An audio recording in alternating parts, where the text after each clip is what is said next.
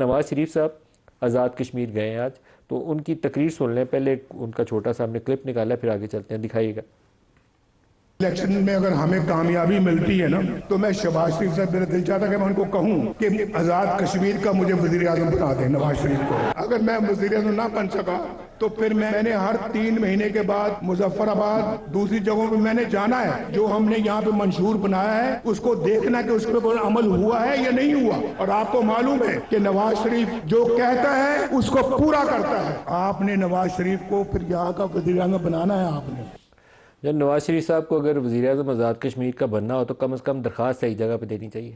ان کو 24 فروری 2024 کے انتخابات میں بھی ایک دفعہ ان کے ساتھ ہاتھ ہو چکا ہے۔ انتخابات سے ایک روز پہلے ان کی جماعت نے پورے پاکستان کے تمام قومی اخبارات کے صفحہ اول کے اوپر وزیر اعظم نواز شریف کا پیڈ ایڈ چھاپی تھی اور ایک الوژن کریٹ کی تھی کہ ان کی پارٹی تو بڑی پاپولر ہے اور بس ڈن ڈیل ہے، نواز شریف وزیر اعظم بنے ہی ہوئے۔ اس کے بعد اگلے دن پتہ چلا 66 نشستیں اور باقی نشستیں کیسی پوری ہوئیں وہ پتہ نہیں ہے، لیکن میاں صاحب کو وہ جو وزیر اعظم نواز شریف ہے وہ ان کی آس کبھی پوری نہیں ہوئی اور شہباز شریف صاحب وزیر اعظم بن گئے۔ تو اس دفعہ کم از کم انہیں درخواست درست جگہ پہ دائر کرنی چاہیے۔ دیکھتے ہیں آگے آئندہ پروسیس جو ہے ان کو کہاں لے کر جاتا ہے۔ انتخابات کی وقت سے پہلے پیشگوئی کافی مشکل ہوتی ہے، ووٹ کے پروسیس سے اگر عملی طور پر گزریں گے تو پتہ چلے گا کہ کہاں سٹینڈ کرتے ہیں۔ اختیار صاحب، کیا پوزیشن ہے جے کے اندر؟ وزیر اعظم بننے والے ہیں نواز شریف صاحب؟ بسم اللہ الرحمن الرحیم، بہت شکریہ۔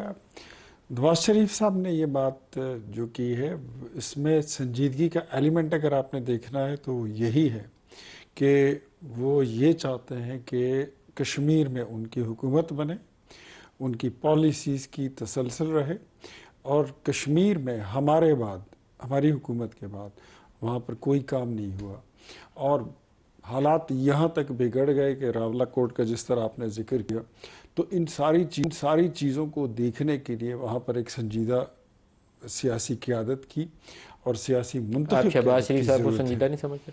نہیں، میں وہاں کی آزاد کشمیر اسمبلی کی بات کر رہا ہوں۔ سر راولہ کوٹ میں کچھ فیملی جانتا ہوں جو وہاں کے رہنے والے ہیں، اور وہاں سے جو حال احوال میں سن رہا ہوں تو مجھے سن کے بہت دکھ ہو رہا ہے۔ آپ لوگوں کی کیپیسٹی ٹو گورن پاکستان جو ہے نا وہ اس کے اوپر مجھے بہت تشویش ہے۔ معاملات کو سنبھالنے کی بجائے اگر بگاڑنے کے لیے کچھ لوگ درپے ہوں تو پھر اس کے اوپر سوال اٹھانا چاہیے۔ تو مجھے نہیں لگتا کہ آپ لوگوں میں کیپیسٹی تھی اس چیز کو سنبھالنے کی جو کچھ راولہ کوٹ میں اب ہو چکا ہے۔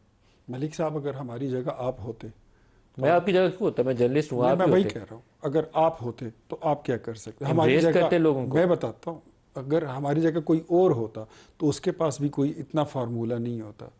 جو ہم نے وہاں پر کیا ہے، میرے خیال میں ہم نے ایکسٹریم حد تک جا کر جوائنٹ ایکشن کمیٹی کی وہ تمام مطالبات، اس کو چاہے وہ جائز تھی ناجائز تھی، وہ سارے ہم نے تسلیم کر لیے۔ ایک آدھ اس معاہدے یا اس چارٹر آف ڈیمانڈ کی وہ شکیں جس کو ڈیسائیڈ کرنا تھا وہاں کی لیجسلیٹو اسمبلی نے، وہ پاور، وہ اتھارٹی نہ میرے پاس تھی، نہ آپ کے پاس ہے، اور نہ کسی اور کے پاس ہے، وہ ان کی اپنی قانون ساز اسمبلی کے پاس ہے۔ سو وہاں پر ایک قانونی سکم آیا۔